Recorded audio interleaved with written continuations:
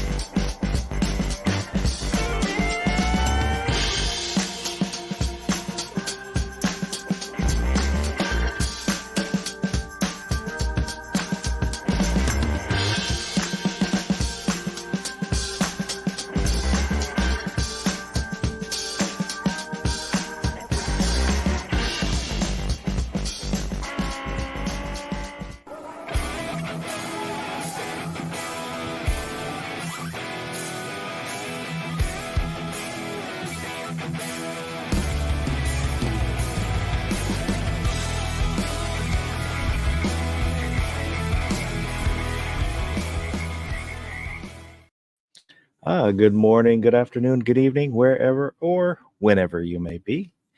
This is the overnight. I am Dave Foss, and tonight we've got DJ, the toe cutter. How's it going? It's going well, man. Thanks for picking that out. And Gun Websites. How you doing, G Webs? Good. Thanks for hosting. Yeah, hang on here. I remembered. I remember. Let me get the right one. There we go. At the bottom of the screen, there's an email address on tacticalfoss@gmail.com and a link that'll get you somewhere if you want to send in comments, suggestions, or pictures within reason. And tonight's topic was staying safe in your car. It kind of came out of there was a series of carjackings during a police chase, and kind of got me thinking about the topic, and I didn't have a topic, so we talked about that. And I had a request for more coughing and wheezing. So I think I'll be able to accommodate you. And I'll say on the last chat, I wasn't eating anything. Well, cough drops. When I would lean over was so I wouldn't have to mute. So I would cough into a paper towel away from the microphone. That's what I was doing. Let's see who was out there. DJ was out there first, and Kingpin, X Adam 1, Mike McClune, Hillbilly Up, Vulcan Rumble, the Gun Snob, and the Gun Snob loves me, and Woods. Good evening, Woods. Is it true that every single one of those persons could join and be part of the show? Out of these people, yeah. Snob says I stay safe in my car by never driving a car. I'm not a peasant. I only travel by helicopter and private jet. Yeah, I was. One time what? they told me I would have to take one of them airport cars from the airport over to the helicopter, and I said, if you can't hover that helicopter over here, then I'm not taking your helicopter. I'll go to a different airport. There's They a brought- reason to make those ladders that hang off the helicopters. Exactly.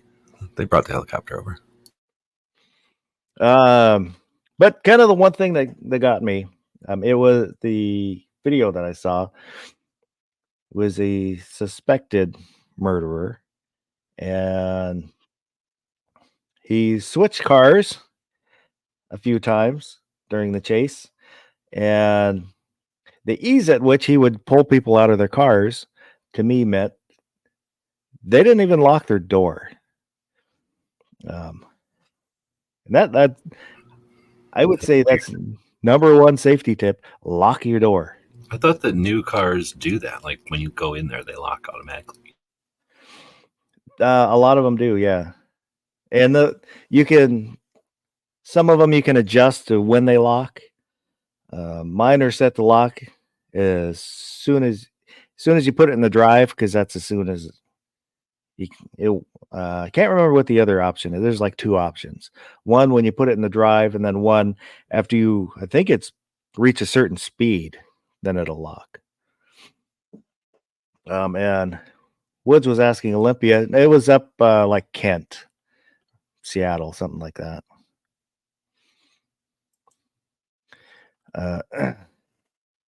But yeah, I've seen videos in the past. This is that one video game, Grand Theft Auto. This is Yeah. the result of that video game. We shouldn't have cars because of that video game. Car manufacturers are fault. If they pulled somebody out of a Ford, it's Ford's fault. And I don't, I'm not covering this topic as to say everybody's going to get carjacked, because they're relatively rare. When I was looking up, trying to find statistics, I guess the 96 was like a peak, and it's I can't remember what the number, because they gave it like per 1,000. It's like 0.26 per 1,000, something like that. And now it's like 0.08. So overall, it has gone down quite a bit. But if you make under $70,000, you're more likely, and minorities. I think that's just maybe has to do with the neighborhoods, where crime would be more likely to happen. But you can't control where or when crime happens. One of my favorite quotes, who I still cannot remember who said it, is basically the criminal chooses the time and place of their crime, not the victim.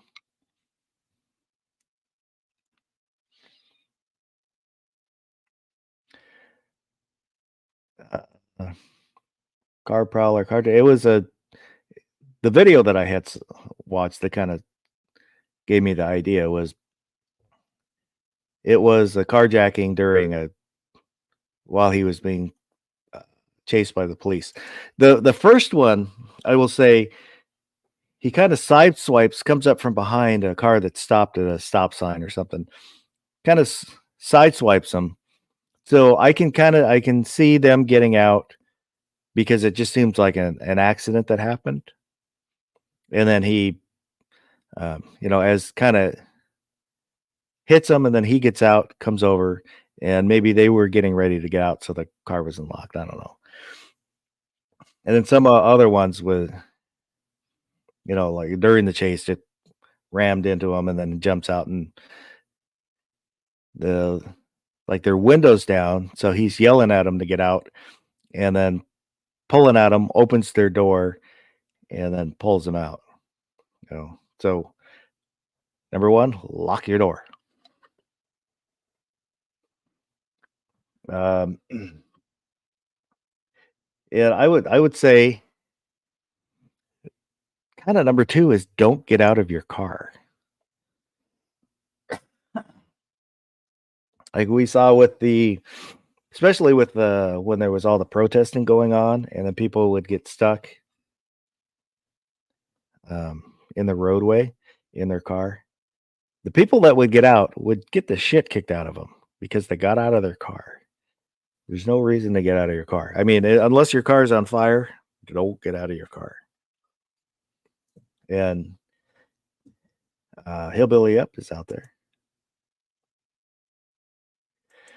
You've got your car to help protect you if you're in your car.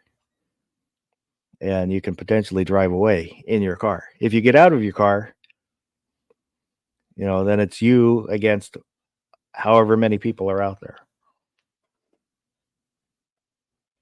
So it's a fake to just say carjacking, because that's like saying coughing, like what's the symptom? Like, so is it carjacking like what you're talking about? Like somebody is being chased on foot, or, they're being chased by the police or something, and they grab somebody who's getting into a parking lot, and they're grabbing somebody who's getting into their car, or at a car wash, or like you see in the movies.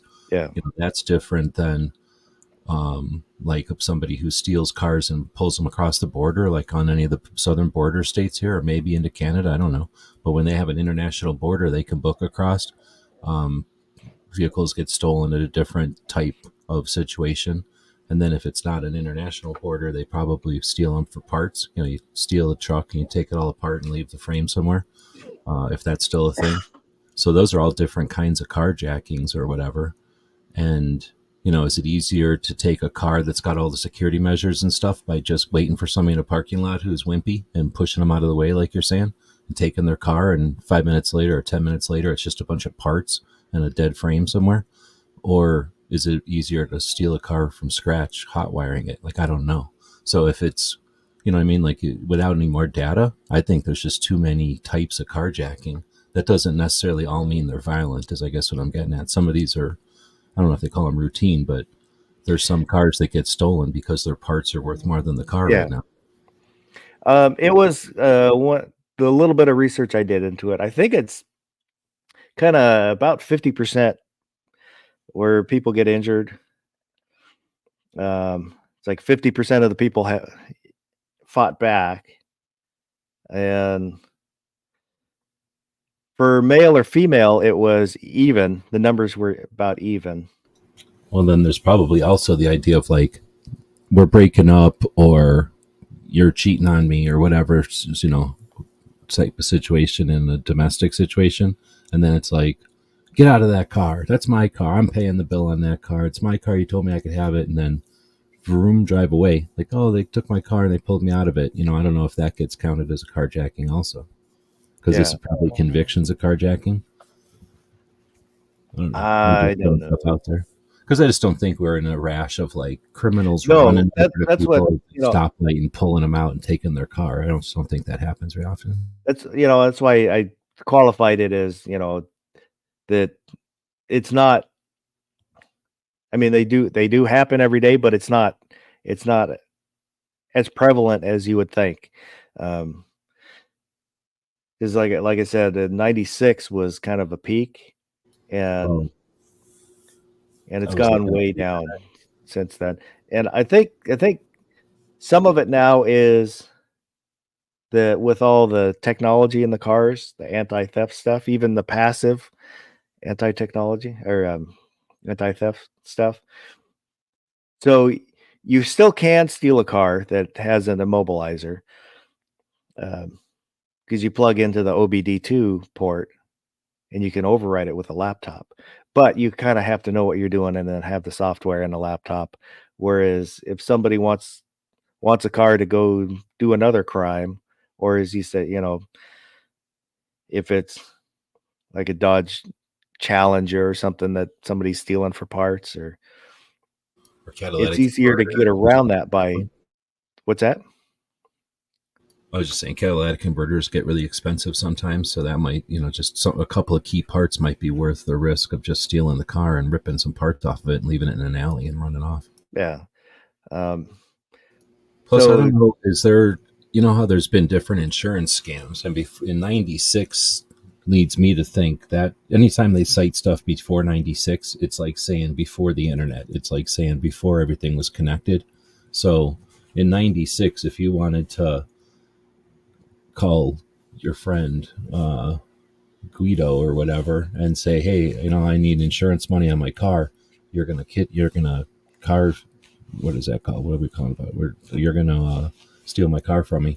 Again, is it like, do I leave the keys in the parking lot, and try to explain how I left the keys in the car at the parking lot, or do I just hand off the keys to Guido in the alley, and then now I just tell them, hey, I was carjacked and they took my car.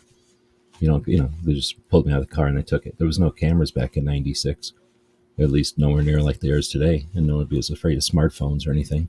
So what I'm saying? Like, and then by the time 2007 comes along, there's smartphones everywhere. People are probably doing a lot less of those insurance scams, or at least a lot less. I don't know. I'm just trying to throw some other stuff in there. Yeah, and I not looking to focus specifically on the crime, but just avoiding the crime. Kind of tips to keep yourself safe, because these apply to not just like a carjacking. I keep vicious animals in my car with me at all times. Somebody tries to attack me. Well, if you don't return your car to your girlfriend, it can cause an acorn accident. Yeah.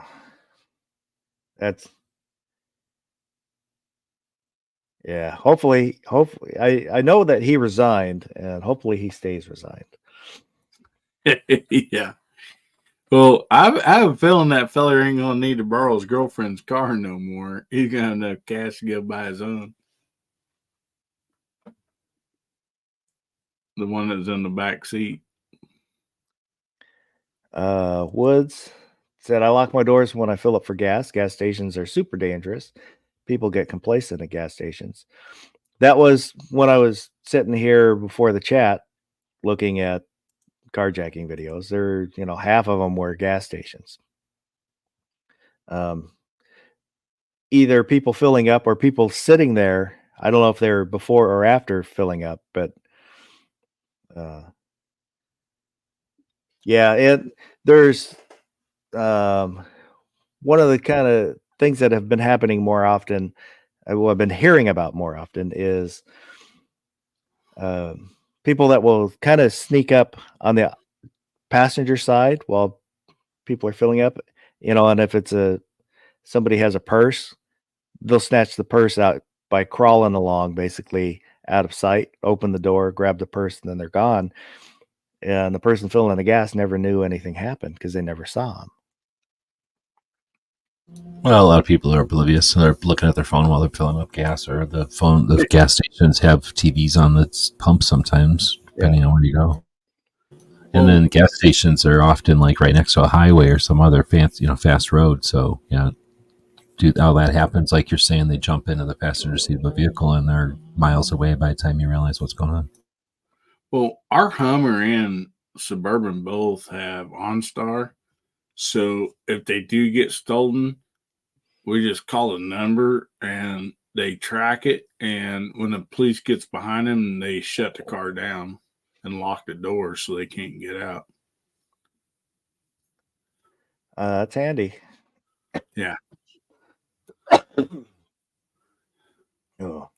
I think that should be broader. I mean, it should be broader on other vehicles. That application, I really think it's a good deal because, like, if you actually got to pump your gas, you lock your keys inside, you can call OnStar, they can unlock the door. Like, you have password protection that they can unlock the door for you. Yeah. Well, it's just bringing up the Hyundais. A lot of insurance companies won't insure the Kias. They're, because they're easy to steal. And now that everybody knows they're easy to steal, they're being stolen a lot. I have a friend who he has a Hyundai, and Hyundai's solution was to give him the club to use because they didn't have a solution. And he's a teacher in Tacoma, and a couple of his students were the couple of the Kia boys that were stealing Kias in Tacoma. I think the Snob just got a replacement or got a Kia or something. I think you're gonna have to get him a club put in there. Well, nobody can get up his driveway, so He said he he's got a got Kia. He said he got a Kia. He didn't say he bought a Kia. Oh,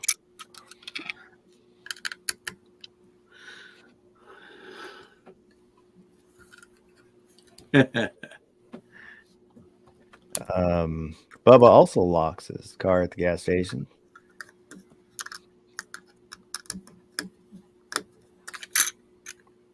And I'll usually I'll stop after work, so I'm there, early in the morning, which I would think would be less likely time for crime to happen, but you don't know because you're not choosing when a criminal decides to do something.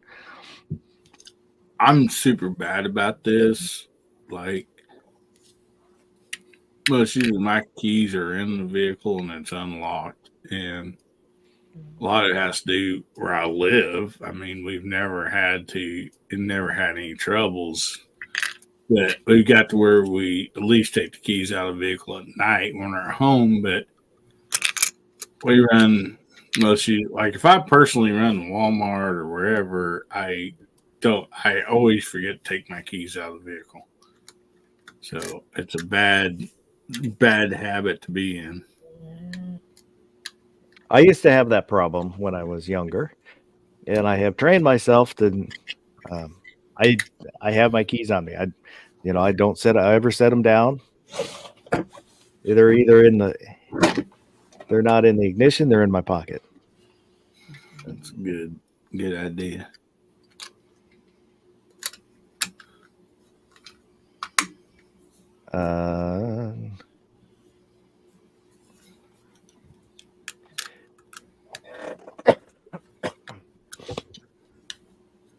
Excuse me.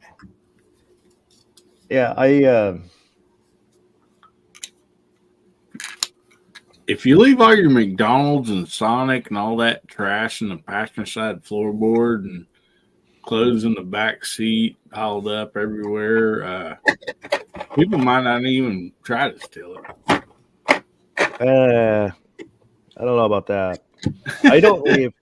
I basically don't leave anything of value in my car. Yeah. There's nothing. If you look at my car, there's nothing in view. And if somebody did break into my car, there's nothing really to take. I know that I've known people that will leave their car. Well, a guy I knew, he lived in SeaTac, which is kind of a high crime area, and he had a Toyota pickup truck that he would leave leave it unlocked because he didn't want people breaking his window when they broke into it. Yeah, that's something I've heard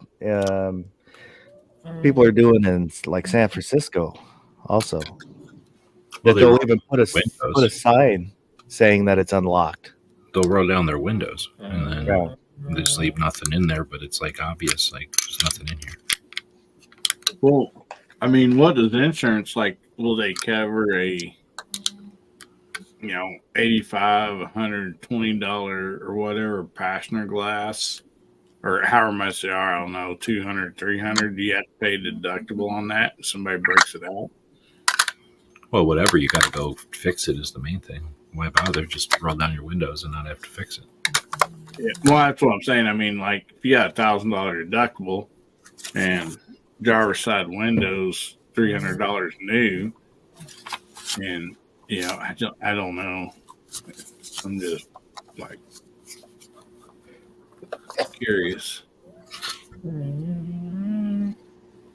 Barrett SPG's out there. I got the idea. I got the feeling that nothing's $300 in San Francisco. That's true. It might be $300 for the rest of us. Yeah, Ron Wayne's out there. Good evening.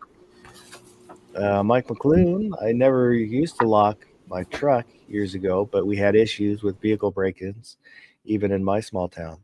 That's the way I was, but this is back mid 80s, late 80s, where I, go over to a friend's house and just leave my keys in the car.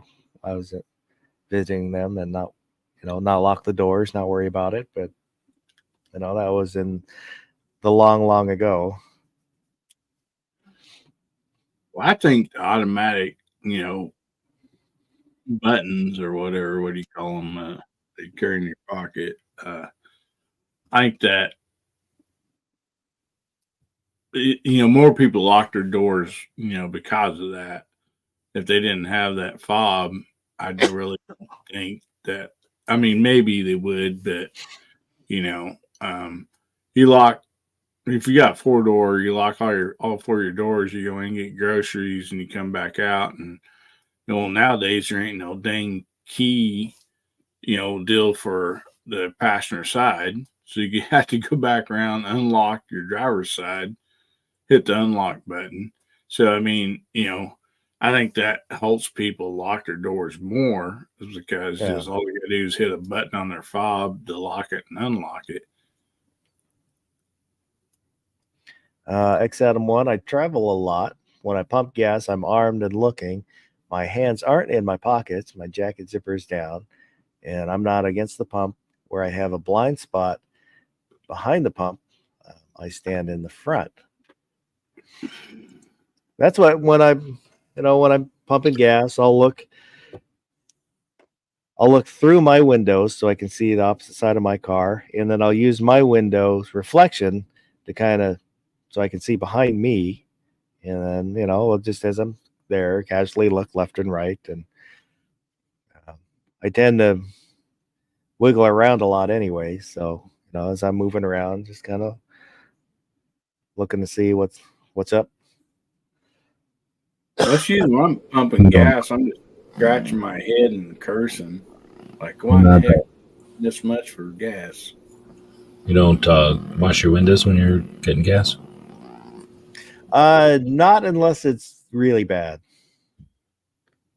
but I usually don't.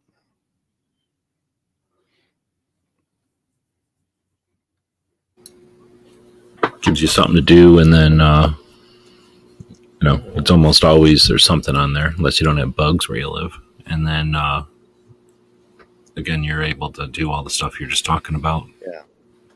Kind of without looking like you're just sitting there.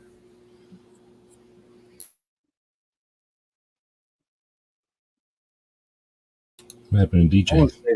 Fell asleep? Yeah, I don't think he was going to stay very long. When he jumped in, he was kind of said he was just going to be here for a little bit. He's probably out prowling around. Go ahead, Hillbilly. Barbecue. Hillbilly. I want to say it's 87 or 88. He's at the mall in Springfield, Missouri, and I was in my Camaro, and the doors were unlocked, and I did have a couple, cassette tapes or whatever in there, but I come back, and on my driver's door, somebody took a hammer and beat the door lock to the inside, jacked up the door really bad to unlock the vehicle when it was already unlocked. And I had to get a whole nother door for my car when the idiot, he got away with a few cassette tapes and did the damage to my door lock trying to get into it when it was unlocked. So that kind of goes to show you sometimes how smart these thieves are. Yeah, my mom had her cassette tapes stolen out of her van. She had a holder, but they were all Christian tapes, so she found them down the road in the ditch. So she got them all back. That's low. Stealing from a van that's the kind of stuff when they go to jail, they don't last very long when they find out they've been stealing from vans. It's a pretty low, horrible crime. Unless the van says free candy on the side of it.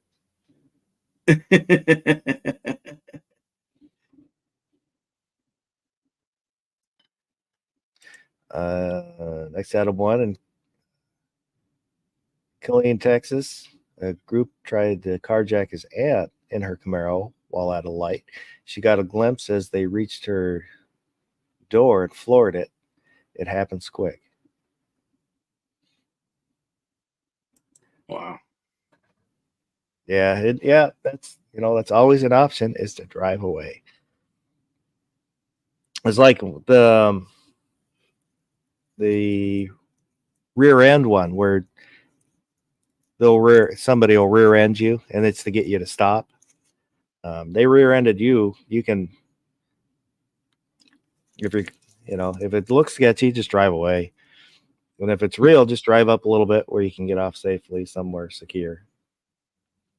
Because you weren't the one that hit them; they hit you. So I don't think you'll get charged with fleeing from an accident. Definitely not. And you're not going to get any money from them either if they're doing it to you. Yeah, And it's not like you're going to be like, "Oh, let me get your insurance papers." Like that ain't happening. yeah. And the other thing that I was watching, I keep getting road rage stuff shown to me on the That's YouTube horrible. shorts. Probably because you started watching it, you didn't delete them. If you watch anything, it's going to feed more of it to you. And that's another concern is if somebody cuts you off, just let it go. They are not, we'll say the initial cutoff. This is before any road raging goes on. They are not cutting you off personally to do something to you. They don't know who you are. For whatever reason, they didn't see you, or they're just an asshole. They cut you off. Let it go. There's nothing good that can come out of starting an incident with somebody else on the road. Nothing. Absolutely nothing. You are not going to change their mind about anything that has happened. If it degrades into road rage, somebody can get hurt, and you're not going to feel better about what happened, no matter what. If you get hurt, you're not going to feel better about it. If you hurt somebody, you honestly will not feel better about what happened. I know sometimes it's hard because you get angry because something happened, but if you can just let it go, let them go on their way, and it's done and gone. Like I said, it might have just been an accident for whatever reason they didn't see you. So it's, you don't let it get to where it gets worse. Yeah, well said, buddy. And I used to be, especially, I've mentioned this before, when I had my Ranger, I think it was a 99. I can never remember the year. Little Ranger, which I love that little truck. It's an awesome little truck. I loved it. But when I drove, I was probably the angriest person on the road for some reason. Everybody was annoying. Everybody was doing stuff wrong. And then after I got rid of that because my son was born, so I needed to get, something with a back seat. And then I worked on not being angry, just let it go, because I've got my son with me, and it's not just if something goes wrong, I'm in danger now. I've got my son with me, so there's no reason to be stupid. It's probably because it was a Ford Ranger. You know what Ford stands for? I've heard lots of Feelings of rage driving. pretty much. I was say you weren't driving a Ford Ranger, you was driving a Ford Ranger, evidently. There you go. Yep.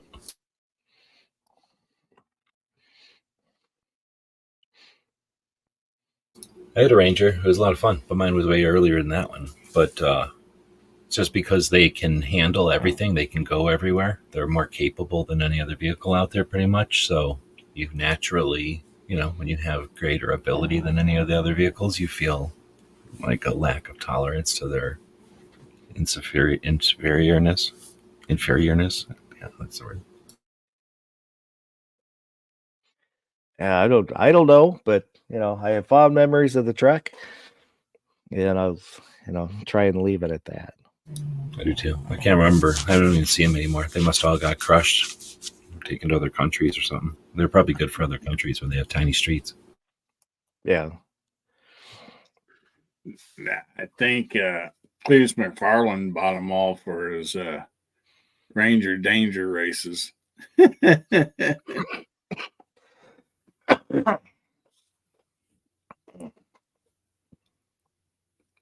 Yeah, when I'm driving, if I see, when you see the people start getting into it, I'll either back way off and let them go at it. I don't want to be anywhere near it. Or if I can get ahead of them, then I'll try and get up ahead of whatever's going on and stay out of it.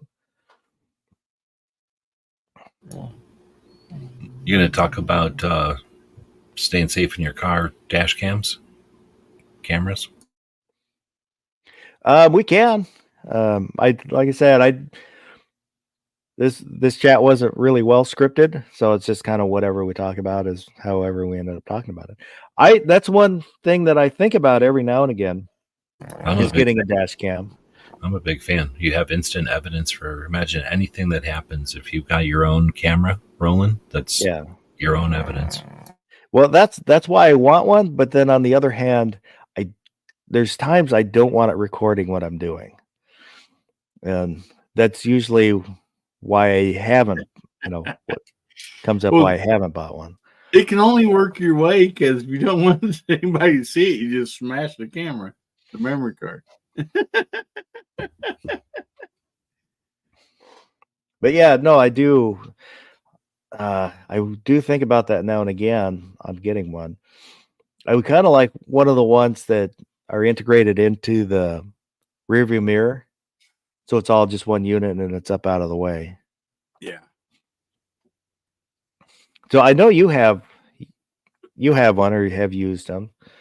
Yeah, I'm a big fan. Plus, they just have good footage. If you go somewhere, you have cool like B-roll if you're making content, or just it doesn't take that long because they record in chunks. Whatever you tell them, 3 minutes or 10 minutes or pieces. You would just have to splice all those together, sew them all together into a long video.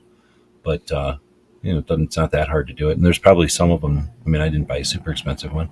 There might be ones that do that automatically that sew them all together. But then you have one of those time-lapse videos of driving somewhere, and that could be pretty neat. Think about how far you can drive between tanks of gas or filling up tanks. It can be a pretty long stretch of highway. But and then for all the reasons that we just talked about, security and safety, in a parking lot and stuff, they have that feature where if they kind of sit on standby recording all the time, but they lose the recording every 30 seconds. And if something happens, they go backwards in time and save 30 seconds or whatever you tell them, 3 minutes to 30 seconds usually.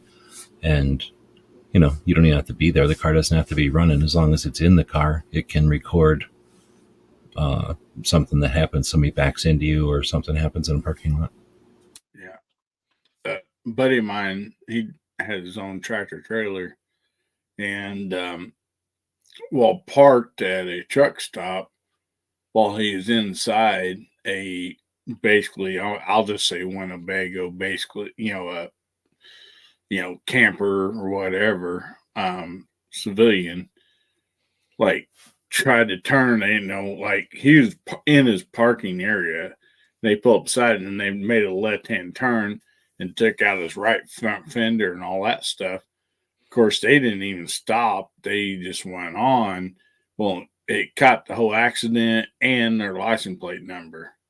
So, they they basically had to fix everything, and plus were charged, I think, for doing that and leaving. So I know with people who drive tractor trailers, or tractors. I mean, uh, it's a really good deal for them because if a small car or whatever cuts them off, or the case might be, a lot of times the truck driver is going to be to blame. But if they have those cameras, then it really helps them out too.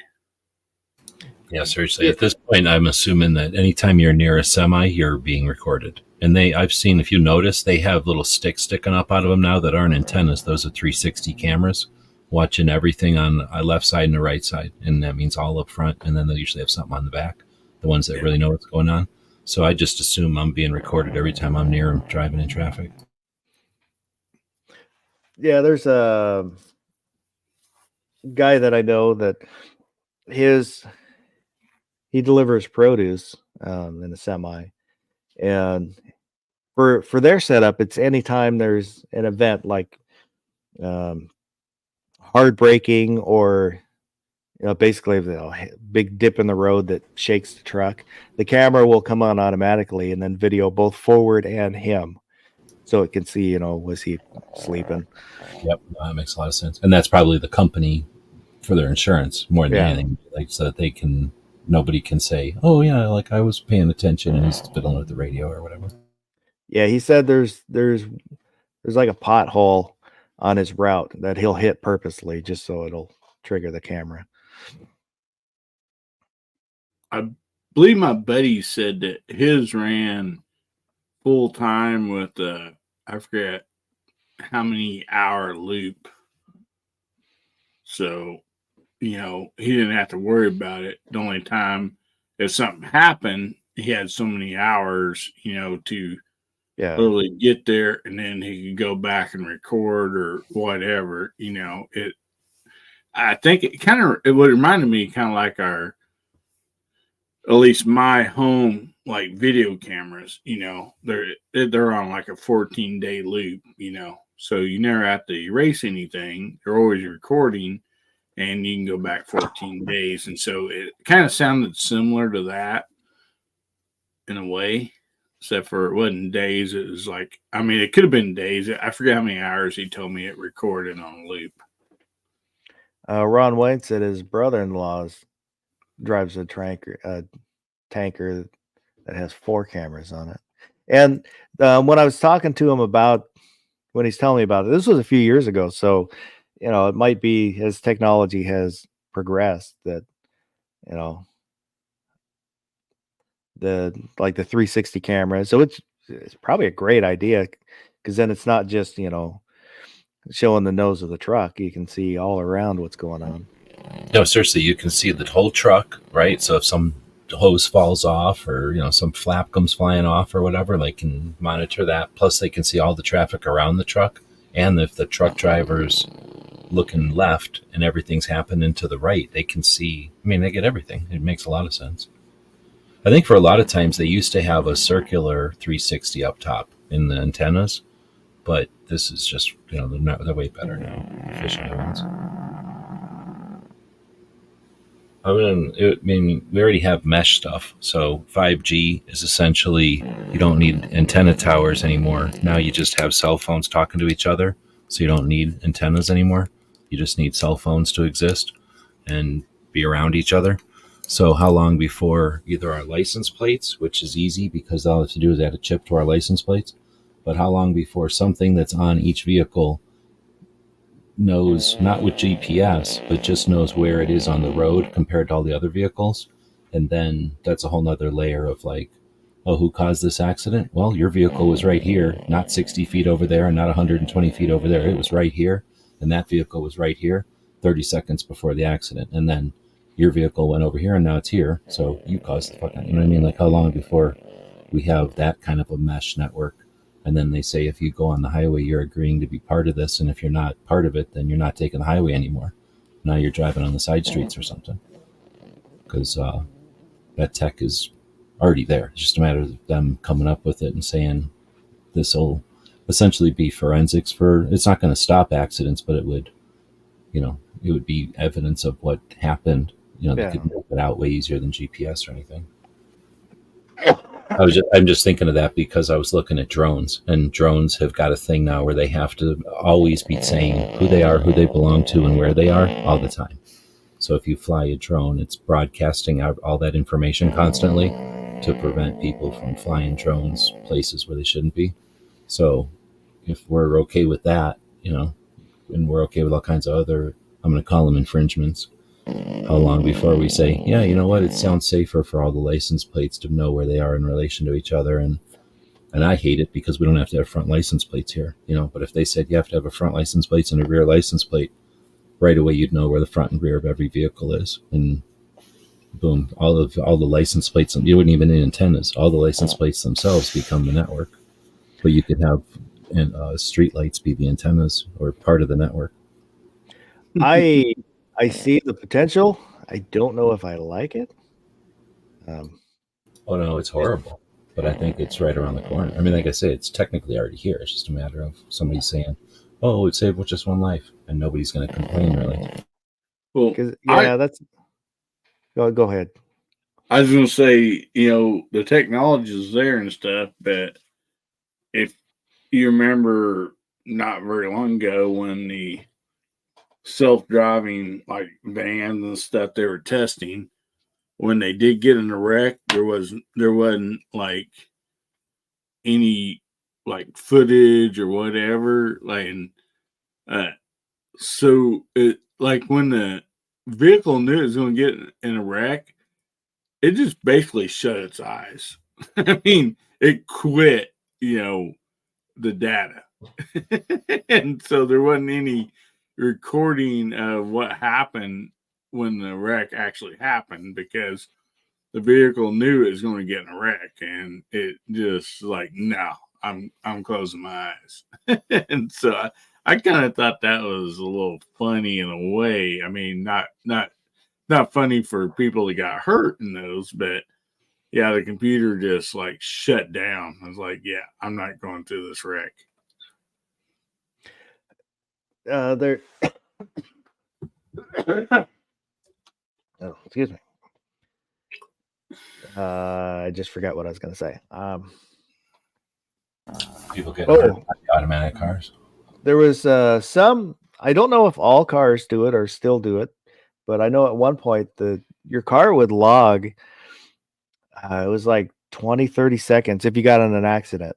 What was happening before that? If you're on the accelerator, on the brake, which that sounds okay, but I don't know how much of that tracking I want to happen. Yeah, some car insurance offer a discount if you take their little chip thing and you stick it in your OBD, space so it can record all that. Yeah, it's if you're a safe driver and you can save money, I would not do it personally.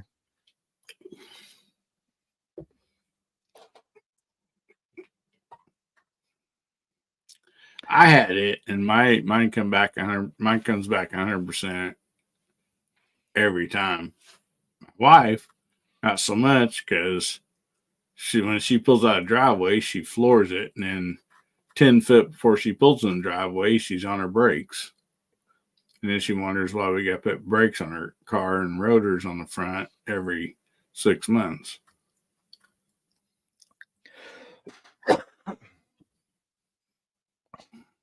So she literally come back as a bad driver because of that. Mike McLeod was saying that's logged when I was talking about keeping the however many seconds of data in an accident. That's logged into your SRS module in the event of an accident and has been there since airbags became standard equipment.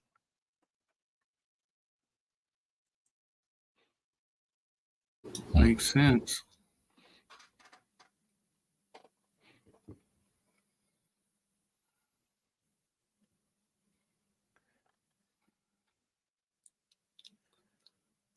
So what other things about being around your car, being safe. What about being prepared for being stuck in traffic or bad weather, hazards and that kind of stuff? Having like a go bag or something in your car, supplies, water, and that kind of thing. Or is that too far outside the realm? I will say this: I've taught all three of my daughters and my wife, and if I had to literally go pack it in there for them, come the start of winter, it's a blanket. It's at least a gallon size Ziploc full of kitty litter, and some other things, and gloves, all that stuff in case you get stranded in the snow, ice, whatever the case might be, and people don't think about that. And I've pounded that into my kids and my wife's heads. It's like, be prepared and hope you don't need it, and rather than need it and not have it. I keep, I'm not sure. Well, actually, I don't remember what's in my car right now. But I'll keep a tarp, extra jacket, just a thin jacket, gloves, duct tape, rope, kind of kidnapper supplies, water, first aid, and then like for the kid, wipes and paper towels and stuff like that. I don't think I used to have a basic tool set in there. I don't think I have it in there now. I don't think I put it back in since I switched cars. Yeah. Because I don't have a get home bag specifically. I kind of use my car to supplement. There's flashlight. I don't carry a flashlight. I've got one in the car. I think the idea of a bag for me would be if you get stuck in traffic, or like, let's say you're driving down a highway and something happens, like a wreck, and they're like, we're not sure what's going on, but there's too many other things going on in the world. This is not a priority. And people just start leaving their vehicles, walking away. And, it's nighttime or something, and you're like, screw this, I'm walking away and I'm going to get out of here and leave, come get my car tomorrow or something. I think that kind of situation. I mean, I don't know how often that actually happens, but that's where I would say, you'd want some kind of a bag, even if it's just an empty bag. Like you say, you got everything else in there. I do have stuff like the reusable grocery bags. I've got some of those, and I've got the Costco bags, the ones you can't get anymore. They're big. They're probably like 2.5 feet wide. They're long, maybe like 1.5 feet wide. And the hole, my son was probably like 5, and I put him in it, carried him around to make him laugh. But they fortunately quit selling those like 15 years ago. And I had bought a bunch of them, but then I gave them away because I loved them so much. I gave them to family members. Now you can't get them anymore. See, we have the Sam's bags. That's cooler, like if you go to Sam's, you can buy stuff. So we have those in each rig, and that's what we put a lot of our stuff in. Then if you're at Sam's or whatever and buy some cold stuff, you just dump that in the back, and fill it up with food. But also, gunmetal guys talk about a fire extinguisher. I do carry a fire extinguisher. It's just, and I have many in my house, garage, whatever. Fire extinguishers are always good. I don't. That's one thing I didn't think about. That's probably a good to have one of the small ones at least. Yeah. Walmart, I think $12. You can get their little one shot or whatever. You seen them balls that you throw to fire and then they explode with fire out? I want to get a bunch of those. Get like a bunch of them that are the size of golf balls, and get a bunch that are the size of tennis balls, get a couple of golf balls or bowling balls. Well, you throw them at the fire? I guess I haven't seen them. Yeah, they're different sizes, and they're made for, you can wing them at a fire, but they're also like, you can just put it above electrical box, let's say, and it just sits there. And then if there is a fire, the fire will hit it, and the outside is some kind of pyrotechnic, like it'll explode like a firecracker, and then it explodes the rest of the ball, which is full of essentially baking soda or something. I'm guessing. Nice. There's videos of it, and they'll take like a dumpster fire, like a big metal dumpster looking thing full of flame, and throw one in there, and it kind of just goes poof. And I don't know if it's both extinguishing the oxygen and throwing sand around, or if the sand, I don't know, maybe it's just a big oxygen absorber. I'm not really sure. They don't say how it works, but it's pretty safe, and it just essentially throws a bunch of powder around. But it's kinetic, like something explodes or something pops. It's more than a balloon popping, because it's designed to throw the dust or whatever it is around. It doesn't know how big the fire is, so it's just going to try to throw the stuff as far as it can in all directions. They're pretty neat. I have no idea how much, or I think they do. I think they're like $200. That's why I don't own any. But if money wasn't a thing, I think I would have a couple of those, just because you can stand far away and kind of toss it to the fire. You don't have to go anywhere near it like a fire extinguisher. If it's like a gasoline fire, I wouldn't want to go near it if I could help it. Michael Dunn talked out there in the side chat talking about the fire blankets. I really want to get some of those, honestly.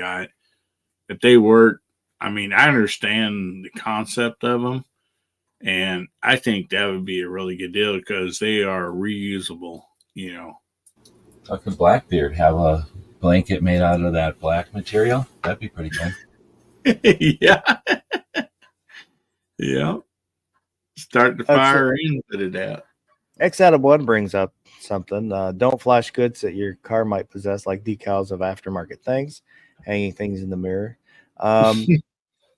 So where do you fall having, like stickers, like gun related stickers on your cars? I don't like any stickers or bumper stickers or anything on my car, so I don't have any of that. But that's not specifically because I'm not, I'm afraid of advertising what I have. It's more just I don't want stickers on my car. Where do you fall on that? Because I've heard that some people are worried about that because that marks you as a possible gun owner, and then other people that say nobody is going to care that you've got your sticker on your car. If you got a Smith & Wesson sticker in your car, is that? I think that it's fake, because if you have a sticker on your car, it doesn't mean that you have guns at all, and it also doesn't mean that you left a gun in your car at all, right? And there could be other indicators, like, I don't know, some other thing that people can look for that are savvy, is all I'm saying. Like, so there's probably other indicators of if you got a gun or not. Maybe like if you have a bank sticker on your car, which indicates that you drop off payments, or what do you call those? The bank bags, from like deposit bags from a business or something. So I really think that, and this is something that let's bring up since it's a gun show.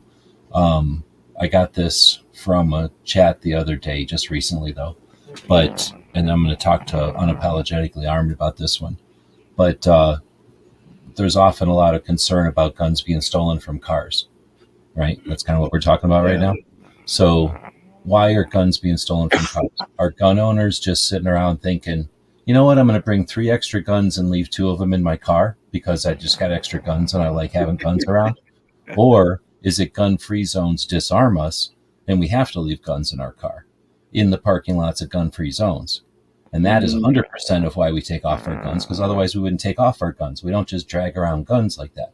So that's an element that people have taken for granted and we're not focusing on. But the reason guns are stolen from cars is because criminals know that if they want guns, they go to any gun-free zone and look at the cars in that gun-free zone. And they can probably, if they're good at being a criminal, look at the people coming out of cars and decide who's fiddling with their waist belt or their purse, and then putting something in a glove box. And that's either a phone or a gun or some money, it's something that they didn't want to bring into the store or into the gun-free zone. And that's where we're talking about. So want to get rid of guns being stolen from cars? Let's get rid of gun-free zones. That's a good point. I had never thought about it that way. Yeah, I think we flip the script and go, oh, you think there's too many guns being stolen? Why are you making us disarm them? Yeah. because we don't leave guns in cars. There are some people who have truck guns, but those people live in places where guns ain't getting stolen because everybody has a truck gun.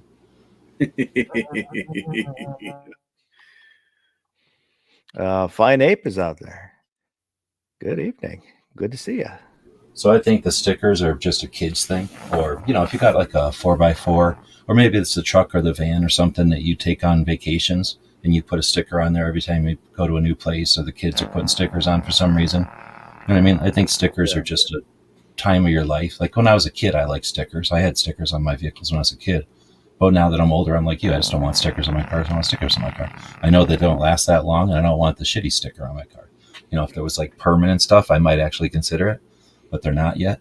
So I think that's one of those things that it was fun to say back in the day, and nobody challenged it because it sounded right. But I don't think it's reality. I think that guns are stolen from cars by criminals who know what's up, or randomly. Like, oh, look what I found. Like, I didn't know I was going to find this. Like, they don't know what they're going to look for in a car. Are they going to get a radio? Are they going to get a phone? Are they going to get some toll money? They don't know what they're going to get. Are they going to get a bottle of booze? How many people drive around with booze in their car? And what do criminals want? Money and booze, right? So how many times are they busting into cars just looking for the road booze? And I know there's road booze. I find way too many when I'm walking down the street. I find way too many empty bottles. So I know people have road booze in their car, and criminals know that. And if they find a gun, well, then they found a gun, but they weren't, trolling for guns. At least if they are trolling for guns, I'm going to keep saying they know where to go for guns. Yeah, most users looking for something to resell, and That's true. As far as something that somebody left in the car, like a radio. As far as sticker goes, I mean, I think most of the stickers from the '80s, like "Honk If You're Horny," they're kind of faded out now. You can't really see them. But bumper stickers, I mean, for some younger people might be listening, bumper stickers was a big deal back in the day. They really were. True. They were kind of like memes, right? Like they were fun. You didn't have nothing else to do when you were driving. So it's like, hey, look at that bumper sticker. I've never seen that before. Yeah, there was like music venues and stuff. If you went to, you come out, most usually had a bumper sticker on your car. Because they paid somebody to go around in the parking lot and put bumper stickers on everybody's car of that particular band or venue or whatever. At least it happened around here. I know that. Probably my favorite bumper sticker, and I don't know why it was my favorite bumper sticker I ever saw, was instead of a heart, it used a club. Like the playing card club, and it said "I Club Winos."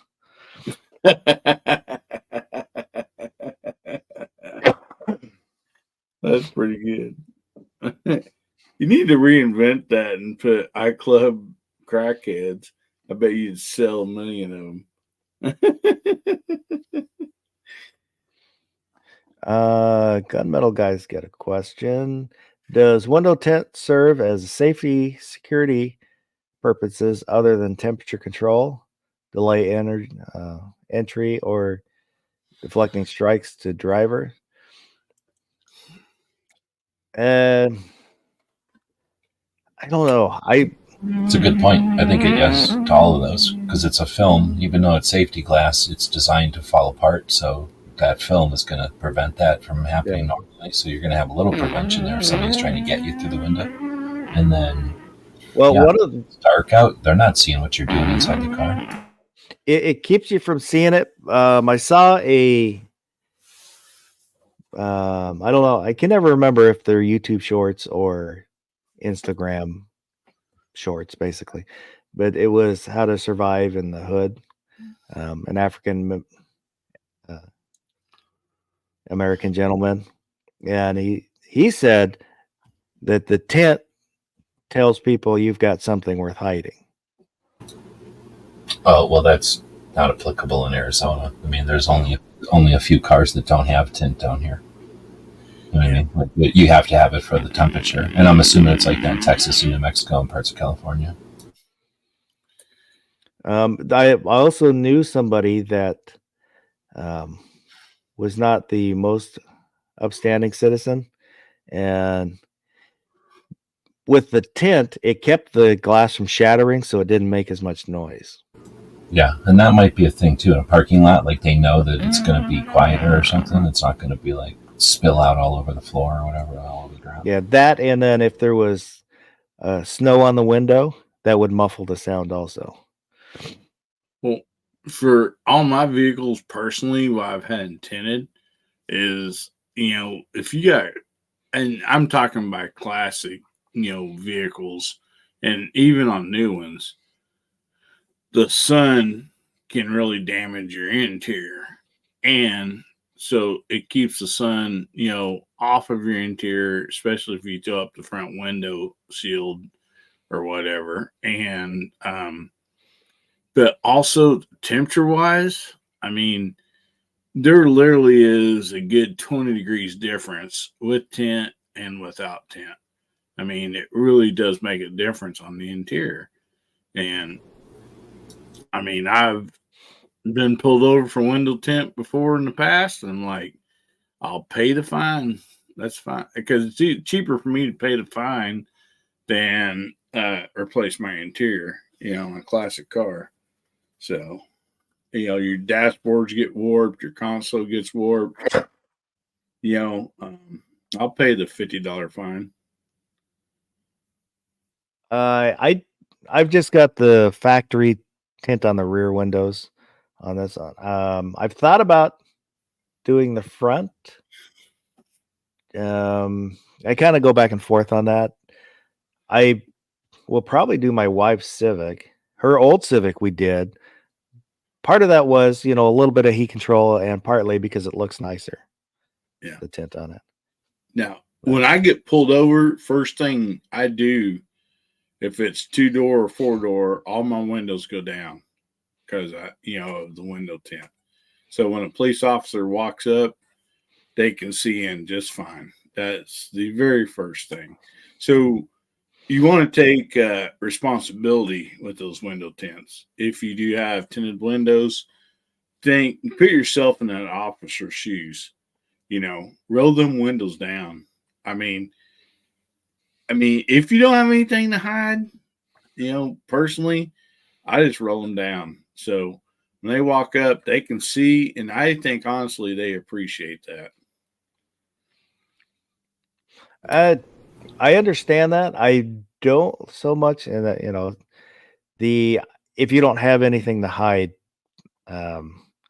is a bit of a, and I hate slippery slope, but it's a bit of a slippery slope. Like if you don't have anything to hide, why don't you say something? Well, you don't have a right not to say something. You have a right not to be harassed. Even if I'm not hiding anything, I just don't. I don't have to. I should not have to reply or show you this or show you that. And it's a personal. I'm not trying to discredit what you're saying. Yeah. Well, most usually, anytime I ever got pulled over, I knew what I was getting pulled over for. Yeah, I did something wrong. So do they got DUI stops down there, or where you're at? I should say up there.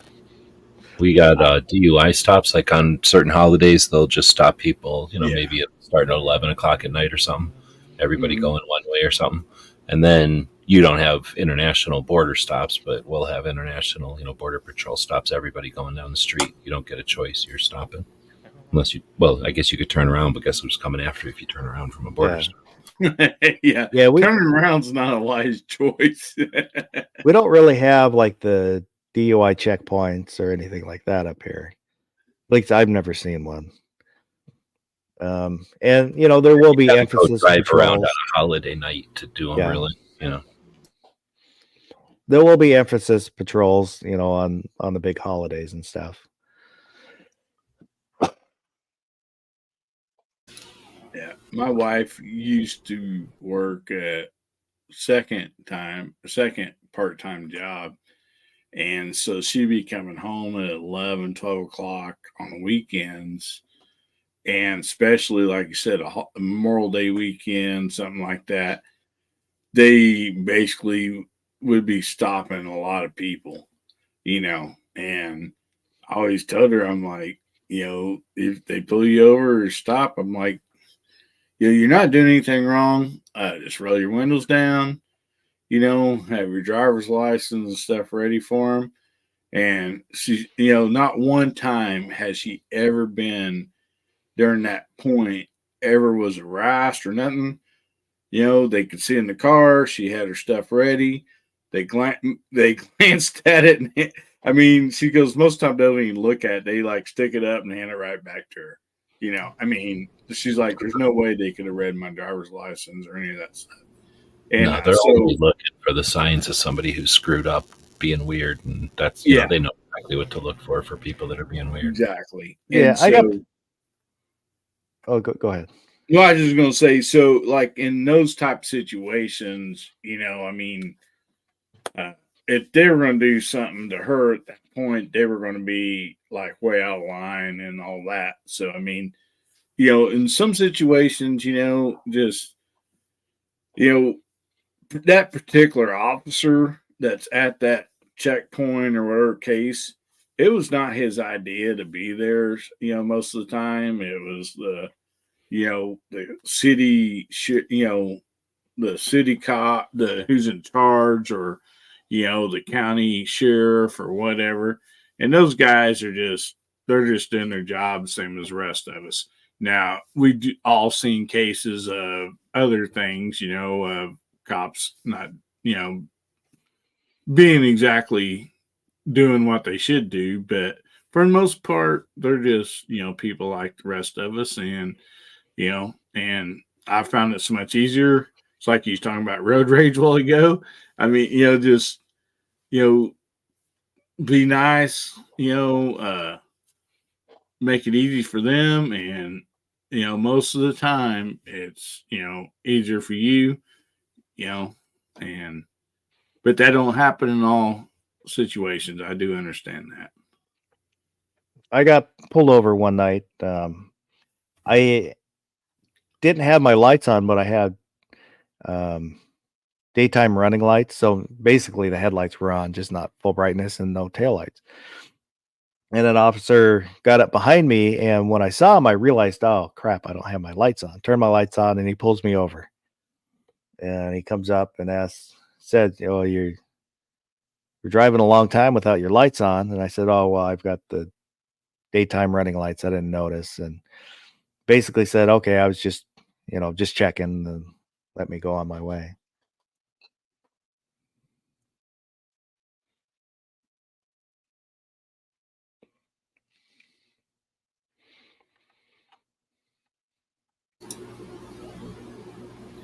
He's dreaming. He's doing something. I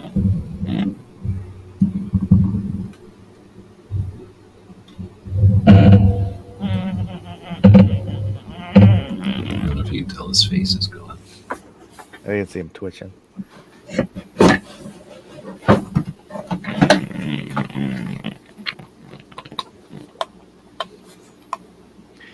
In the mid 90s, my granddad had probably one of the coolest looking cars. He had a Toyota Camry.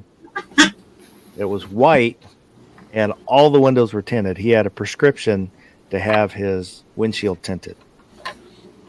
Because of his eyes or something? Yep. Barbecue should get a Tesla and then have a prescription 100% tint on it, and then just have the Tesla drive him around. Gunpowder Beauty's out there. Good evening, madam.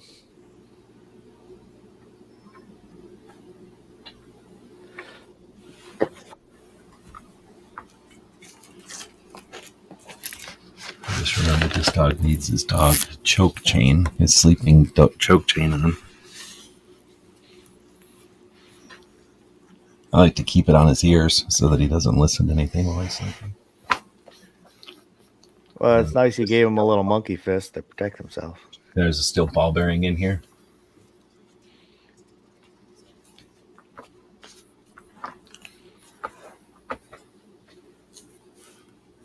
Oh, is there anything else that for staying safe in the car. What about defensive Yeah. driving? Everybody talks about buying guns, and some people talk about training, except for barbecue hates training.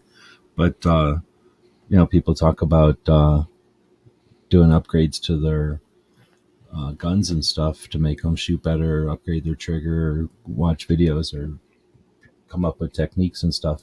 Have you ever seen some of the defensive driving classes that are out there? I've never taken one. Hold on. I might have taken something, but back in the old days when they were weak, like cop training back in the old days.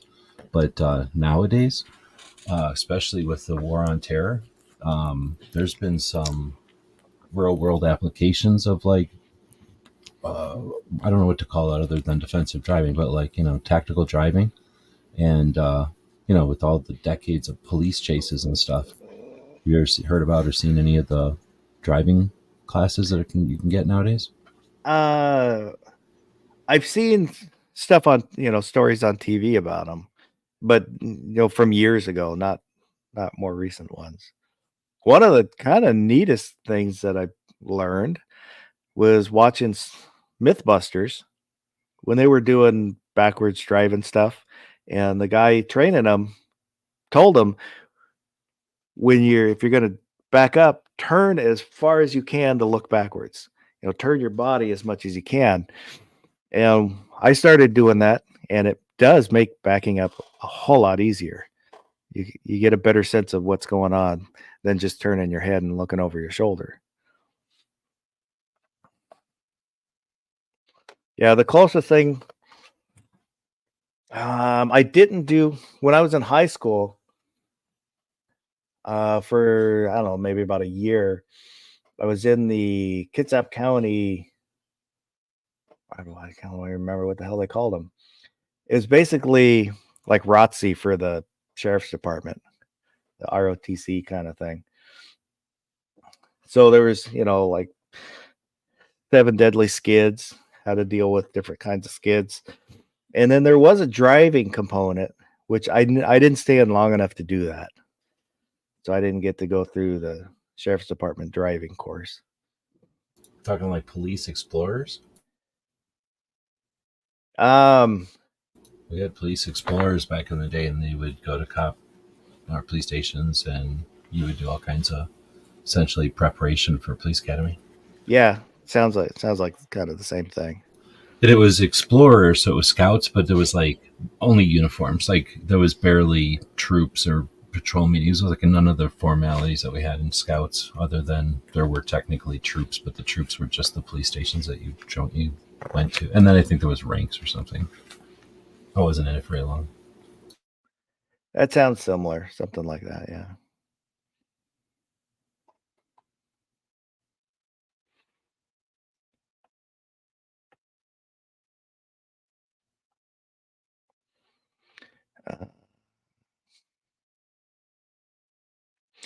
And Gunmetal Guy.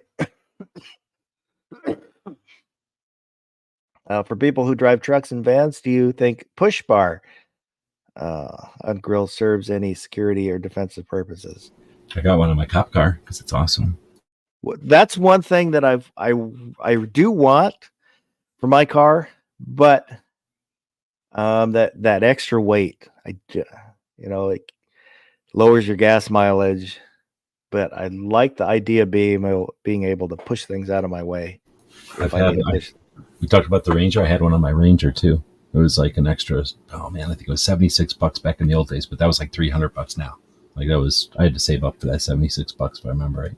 And finally got it and was stoked because then I could go out and not have to worry about my headlights getting destroyed. I mean, I've never hit anything so hard that I'd destroy a headlight ever. Not crazy, but you never know when you're out just going past bushes and trees and stuff. I used to go everywhere. Everywhere. On my Outlander, I wanted to get one, especially after I hit the deer, so that I would never have to worry about hitting a deer again. Yeah, I mean, they're great. Here, I didn't have nothing on the vehicle. It just smashed the vehicle a little bit. I think they're a great advantage. I mean, like you said, weight. I didn't even think about that, but most usually I'm not even thinking about gas mileage on, some of those vehicles. I had one on my Jeep and also on my Blazer back in the day. And the first one was bought used, but then the second one we made, and we actually made a couple more, but we made them to where they'll hold air, and then you weld in a deal with an air chuck, so you could actually fill them, your front bumper and your push bar, all that stuff with air. So if you was out somewhere and had a flat, you get a little coily air hose and air chuck. If you kept that with you, is enough air you could air up a tire, so they always come in handy. So you can float across rivers. Yep. That'd be super handy if you were downflating your tires too. So you can put that But my Jeep, we actually put a smog pump on there. The air conditioner pulley on a smog pump, because your air conditioner has a magnetic pull that kicks in the pulley. Otherwise, it just free spins. So you can flip the switch while the engine is running, and it'd pump air into your bumper. So as long as your engine is running, you had basically an air compressor, which it didn't build up fast, but it was an air compressor. So you get a little bit of ability, ingenuity. There's things you can do that work out pretty good, which nowadays you can just buy an onboard air compressor, but we didn't have that back then. We didn't have internet or anything like that. So you just had to make, that stuff. That's one thing I have that I don't know if it's in my car right now, but is a little air compressor pump that runs off your cigarette lighter. Yes. Yeah. That was partly, ATVs. my wife kept getting flat tires, so yeah. And you can get them. I mean, they don't have to be very big, and they can easily, like I said, we keep them on our ATVs. You can throw them in a side pouch, anywhere, or side by sides, and they will do the job. So fine ape to leave enough room to move at stop. If you need to ram through, go for the rear blocking vehicle. It will rotate around the center of mass. That's when I pull up behind somebody, I'll leave half a car length ish. Partly not so much worried about getting out if there's an emergency, but if you get too close to the car in front of you and you get hit and pushed into them, you can get a ticket for being too close to them. Yeah. That's kind of why I started not getting so close. But the added is, if I need to move out of the way, I can get around the vehicle in front of me, hopefully. Yeah. Yeah. And if you ever had the opportunity and had to clear a spot, turn your vehicle around, hit them with the ass end. You got to protect that radiator and steering tires, So, if you didn't have a, brush guard to protect your radiator, that's the main thing, your radiator and your steering tires. In a bad situation. Lessons from the D Derbies. This is why you got to get really good at popping wheelies and being able to jump from a wheelie. Jump over stuff badass, and then they look so badass doing it, they're going to leave you alone. They're not going to even want to chase you after that. What was the 80s cartoon, Ding Buggy, or what was that? Yeah, exactly. Think of like that, or be like Wonder Bug. No, who's the Volkswagen too? Herbie. Be like, Herbie can do some good shit, or the Blues Brothers. They can do some good stuff. Speedy. Is that what it was? Speedy. Yeah, that was his name. Michael had that one. Michael Dunn brought up the Ryobi battery powered air compressors. Those I do have one of those. Those are great little things. It's Yeah. nice to be able to set your pressure and then let it do its thing. Back in the day, some people would get a CO2 tank and have way more pressure than put like a whole bunch of pressure in there that you'd ever need. Be able to fill up tires with that. Well, for bicycles, there's little kits that use the little CO2 things like out of BB guns. Oh yeah, for filling up the bicycle tire. I Yeah. never had one of those. That'd be cool.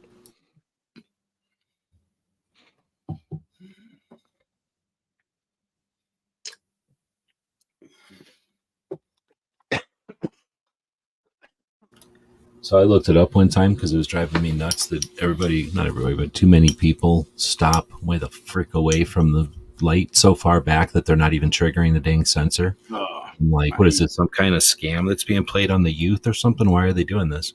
But I looked it up, and one of the reasons was what you just said. The two things that you just said. People are scared of getting rammed and hitting the person in front of them, and then the other one is so that they wouldn't get hit by somebody coming.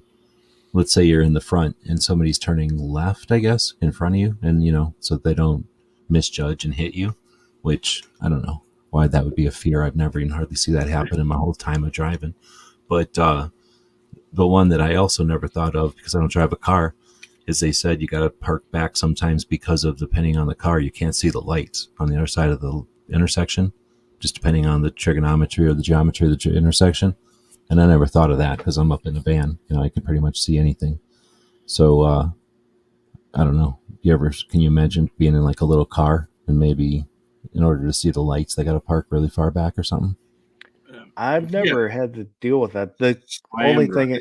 thing I've had where, like in the winter when the sun is lower, when it gets behind the lights, then you can't see it just because it's washed out. But Oh yeah, like the sunset is just killing Yeah. everything. Yeah, I've had that where it's almost like you got to pull over for 10 minutes or something because you can't just keep going driving east or west, I guess. Well, I was in a situation one time to where I was actually turning left, and there was a tractor moving half of a mobile home, and of course he didn't get in the left lane because he couldn't make the turn. So he was still, or he didn't get in the turning lane. He was still in the left lane, and he had a vehicle following him. Well, they pulled over in the turn lane, so somebody wouldn't come up beside him and him turn and run into him, which is understandable. But that vehicle did not pull up far enough to trigger the left turn signal. So we sat there for 3 cycles.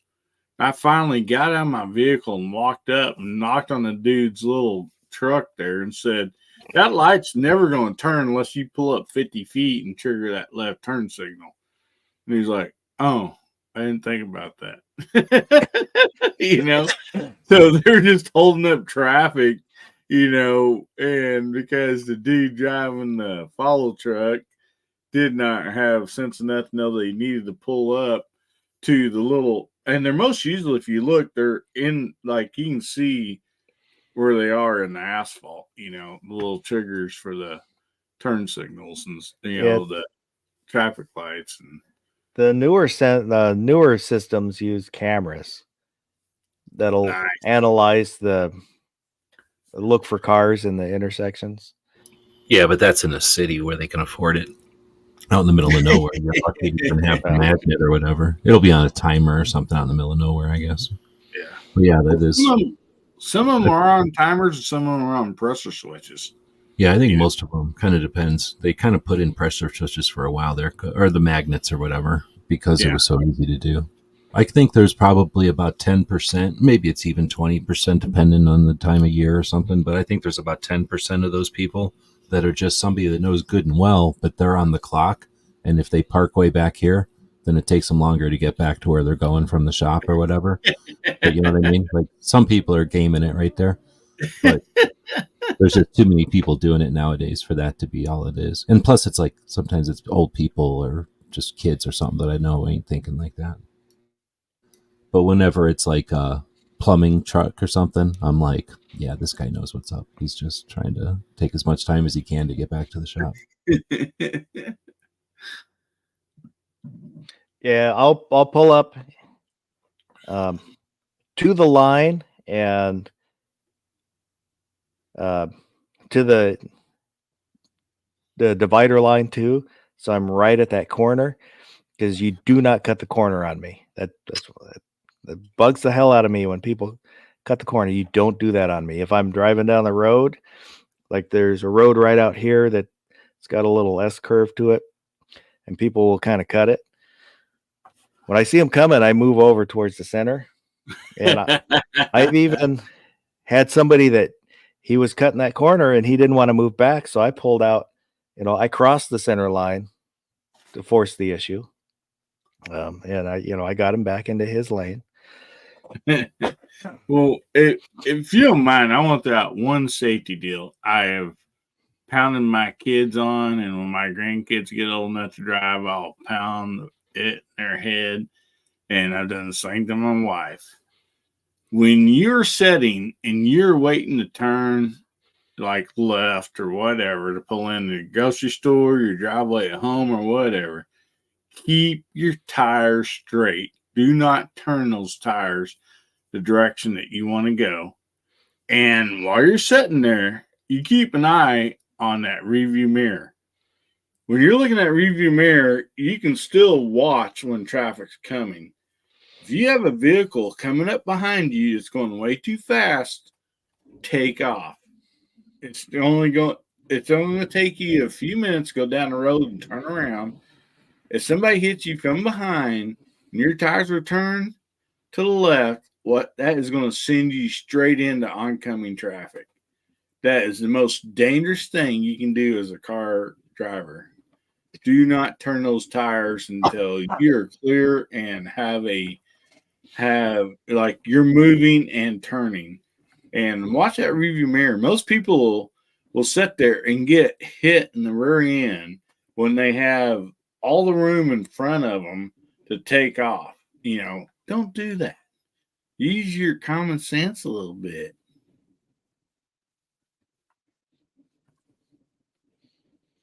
Sorry about that rant, but that is one of those places where you're susceptible to other people's paying attention or their brakes working or whatever combination of stuff. And like you say, you've got an out there. As long as you got to pay attention to what's coming behind you anyway.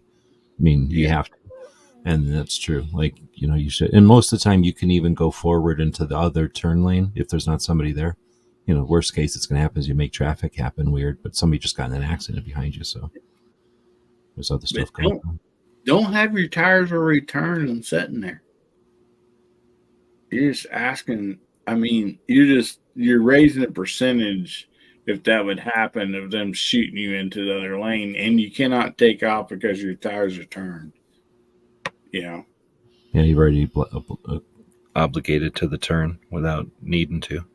Yeah.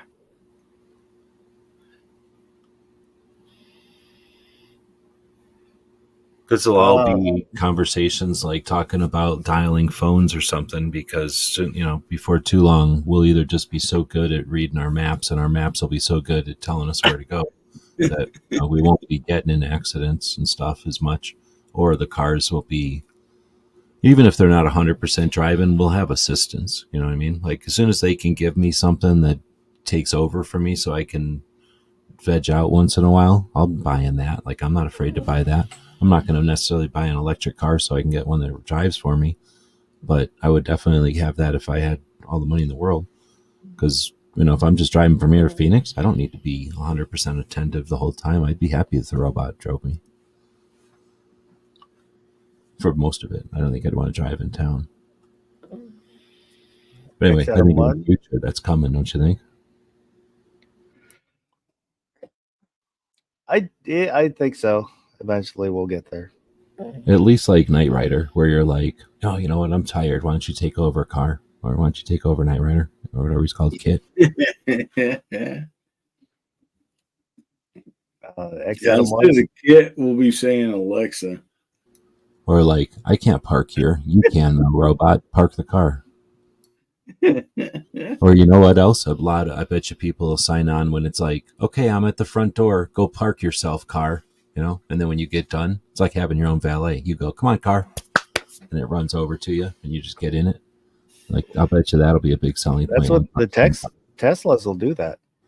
Already. See, that's what I'm saying. Like, that's got to be a big selling point. Yeah, I don't think they'll park themselves, but they'll come to you. You can be, you got the app and you tell your car, to come to you, and it'll come to you. Yeah, it's no difference driving with nobody in it than with you in it, right? It's still driving.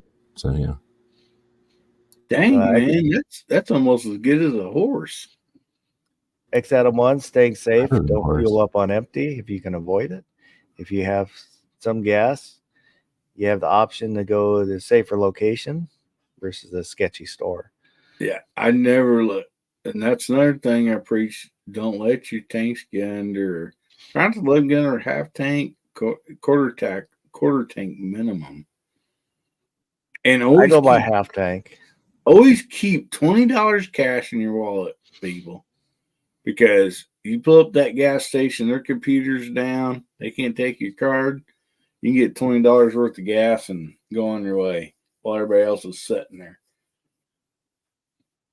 That's a good point. You can also stash, get one of them magnet things or just something and stash $20 cash in your car somewhere just for that kind of emergency. Yeah, and leave it there for that. You can fold up $20 and stick it behind your driver's license or something in your wallet or purse, whatever the case might be. You never see it, but you know it's there. And if you have to spend it, put it back. So here's another one. Had that happen a couple months ago. The gas station where the payment system was down, so you couldn't pay at the pump. And it's like, well, do I want to go talk to an actual person? Or so, I just said, $20. Just I knew it wouldn't fill it up, but I didn't know how much, and I didn't want to have to talk to him twice to get the change back. So I've never paid the pump in my life. I don't know. I have nothing against it. It's just I heard they put those card swiper things in there, but still, I like to go in and stretch my legs and say howdy and, maybe grab me a bag of, whatever and drink or something. I mean, I don't know, but that's just me. So I was going to say, if you've got patches on your headliner in the vehicle and you got a patch the size of your FOSS patch, then you can fold up a $20 bill into a square and just put it behind a patch. As long as it's big enough. The Velcro will hold it up there. You'll know which one it's behind. And until somebody comes up and yanks on it, it'll be hidden there for you. Yeah. You can do that in a bag, I guess, too, or an arm of a jacket or something, but more potential of walking past something and having it rip off and you don't realize and you lose $20 that way.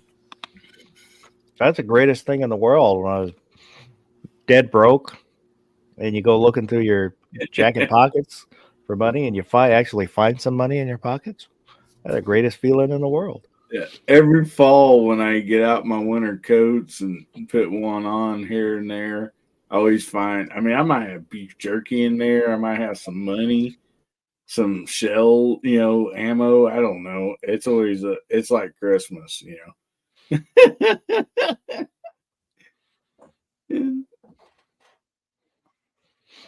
I literally had my oldest daughter one time call me and she goes, "Dad, I'm over here, at this place and the cops are here. Somebody put a deal in the gas pump thing about cards, so they won't take any cards. I'm sitting on empty and I don't know what to do." I'm like, "Won't pull the $20 out of your wallet and pay cash for your gas?" She goes, "I spent that $20 and I forgot to replace it." I'm like, "Well, I guess you can sit there and think about it until they get it fixed, because I'm not coming after you. I guarantee you next time you'll have $20 in your wallet."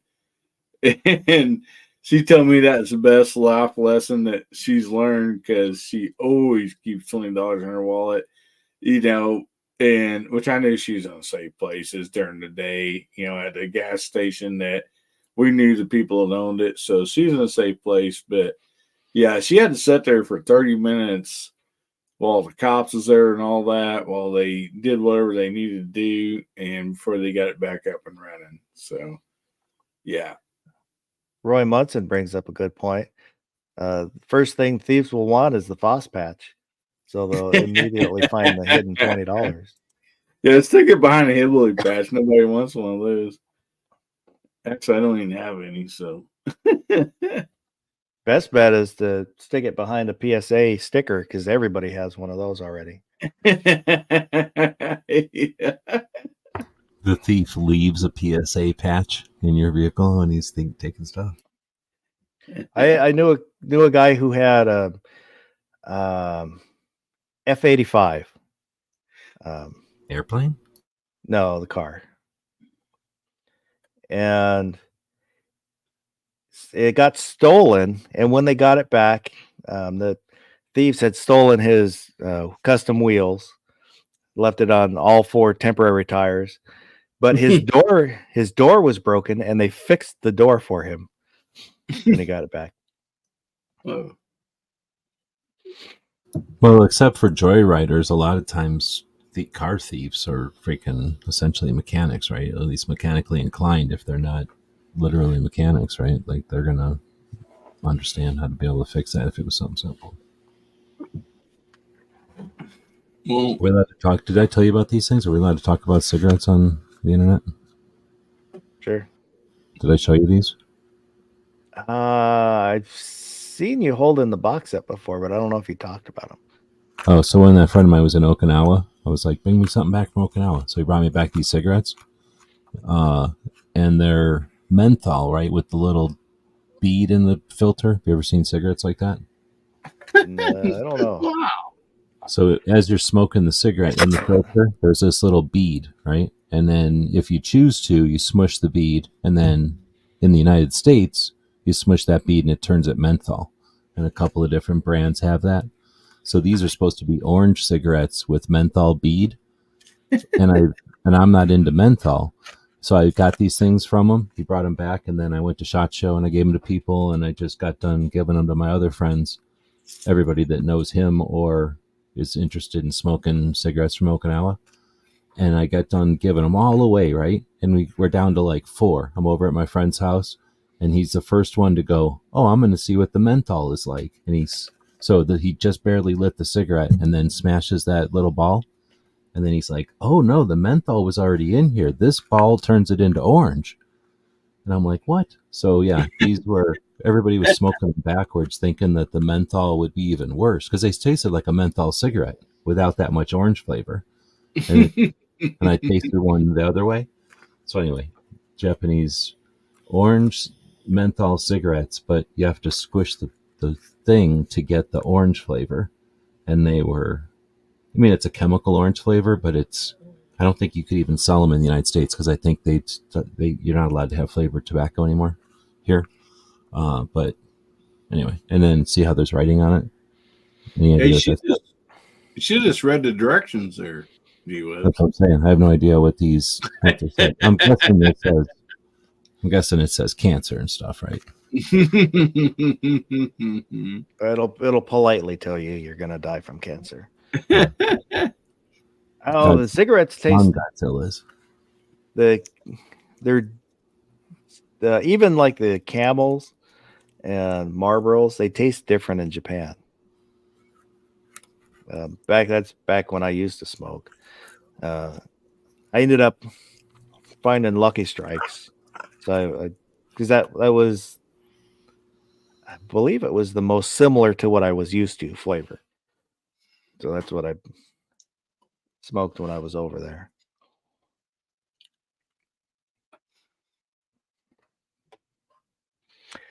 Let me play this one. Whoops. Gearwebsites.com for two-way stickers, patches, logo design, web design, 3D print, technology consulting, and so much more. Gearwebsites.com. Sorry to cut you off there. Oh, no worries. I was just going to ask about the bracket and tonight's bracket topic and how many people are going to show up for the bracket tonight. No, I can't do the bracket. Unfortunately, it needs to be decontaminated. There was an incident, so it'll be a little while before the hazmat team can come out and take care of that. Don't tell me you got asbestos on it. Doggone it.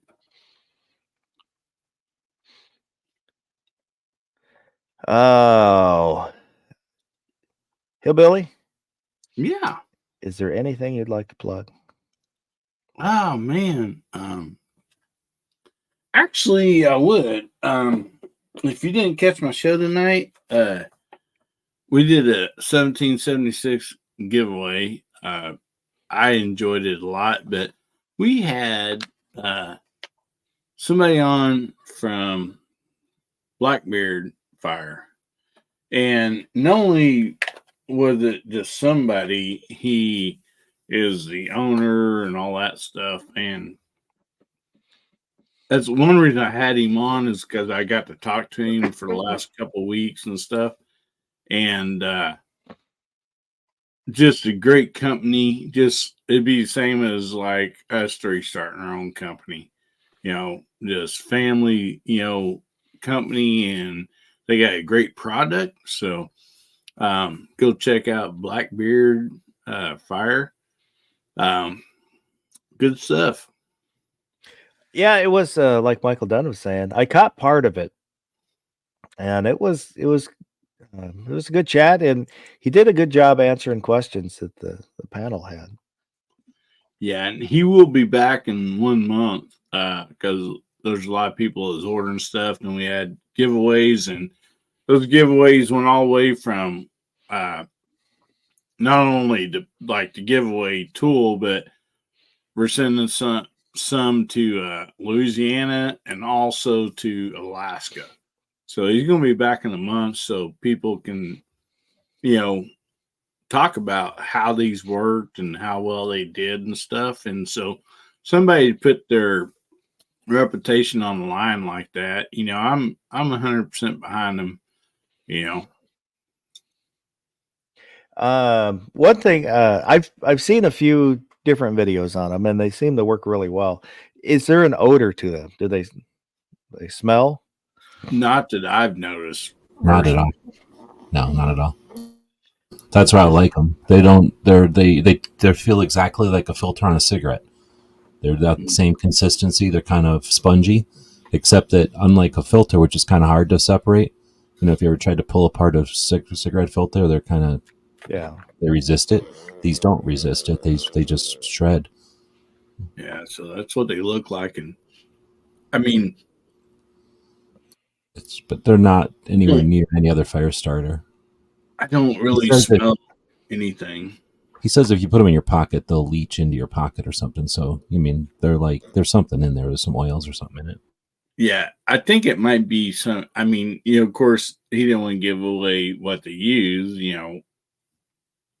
obviously, but I think it might be more of a wax type, coating or something. Maybe G-Webs. I don't know. What do you think? But yeah. Except it doesn't feel real waxy or not greasy or anything. So yeah, there was. I had picked up some little fire starter, they're white little brick things that I thought would be great, for emergency pack, because they said odorless, but they smelled like kerosene, and one of the ingredients on it was kerosene. And you're probably talking about the Weber fire starters. I imagine I have some of those, and they do smell. Maybe they mean odorless when they burn. No, they were not. I did a test burn to see how long it would burn. You could smell the kerosene, and it was a little bit sooty. Then maybe odorless is some of those words that there's no definition for, so they can't get in trouble for saying it. There's a lot of stuff that lists odorless that are not odorless. So that's why I was kind of curious on if there was an odor to these or not. Well, one thing about this, and I'll try it right here, but like a lot of people was asking, like, are these dangerous to keep in your bags? And in this form, I mean, they do not want to ignite, So what flavor are they? What do they taste like? It looked like a Cheeto. I don't know. But Tastes like straight fire, baby. yeah. But I was kind of impressed with that because that's always my concern. I don't want to eat something that's going to ever catch on fire on accident. And so once I tested those and everything, I'm like, I like the results of this. And so